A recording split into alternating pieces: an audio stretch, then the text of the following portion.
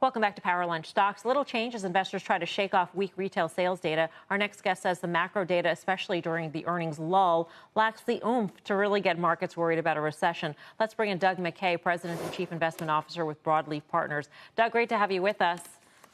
Thanks for having me. It sounds like you aren't really too worried, and you're just investing in the Mag 7, which seems to be the trade to be in, the trade that you have to be in if you want to at least match your indices, right?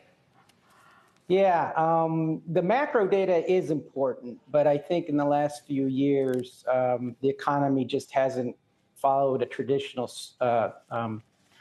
playbook. And so, first of all, the data out this morning is month-to-month data. It can be very noisy, but you also have to consider companies like Costco and Chipotle, who didn't take as much price, they're not experiencing perhaps as much trade down, and Costco even said they didn't see any weakness across any of the income cohorts. So yes, right now during the earnings lull and 30 years of doing this, I've definitely noticed a rhythm where when earnings data is slow, companies turn to other things that may not be any more reliable, but tend to sound a lot louder than they really are. You talked about two companies, though, specifically in the sort of momentum trade category. I mean, if you take a look at Chipotle going into the split here, we're seeing it trade up sharply and on very heavy volume relative to its 30-day average volume, Doug. And same thing with Costco. It's been just a winner in addition to the Mag 7. So when you take a look at the macro data and you pair it up with what you're seeing in these positions that you have, particularly in the Mag 7, at what point do you start getting concerned that NVIDIA, while it may not be an implosion or anything like that, if you see sales start to slow, we could see what we saw when we saw Cisco go through the build out of the internet, where sales growth just slowed down, and we saw huge drawdowns in the stock. While it went higher, we did see significant drawdowns in certain years. Well, that's definitely a risk, and we were at one time one of the largest shareholders of Cisco, so I still have a burns on my finger from that. We experienced some good times as well.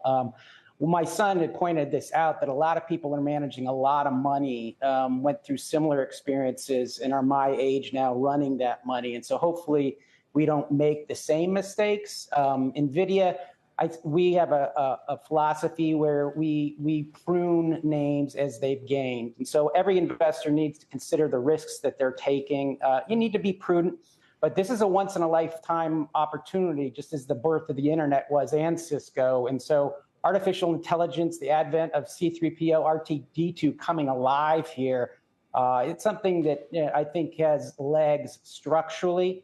But clearly, you are absolutely right. You got to watch inventory levels, you got to watch cash flows, and you have to be nimble and quick, which benefits us as a smaller manager, I believe. Yeah, and as I think back, Doug, on the history of companies that win that coveted title of the most valuable company in the world, a lot of them lose that title pretty quickly, and they can go into the woods for a long time. And, another example, Tesla, which was part of the, quote, Magnificent Seven, is not anymore.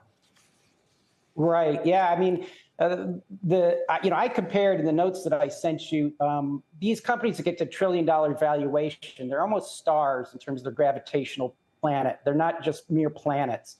And the reason for that is if you don't own a name and you're judged against indices like me, and it's 5-6% of the index, 10% is with NVIDIA or a Microsoft or an Apple, you're making a big bet that star is going to become a black hole and implode. And we haven't seen, I mean, Cisco's is a shadow of its former self. BlackBerry, nothing. So you have to be wary. You have to be nimble. But I still think the bigger risk, and in the last 5 years, people have been gnashing their teeth over the Mag 7 for the last couple years, and they just continue to put up the earnings. NVIDIA is a little bit of a different case, I will admit, because it's kind of come out of the blue just in the last year. But again, the opportunity there is pretty large, and they're one of the few companies that's actually monetizing that today.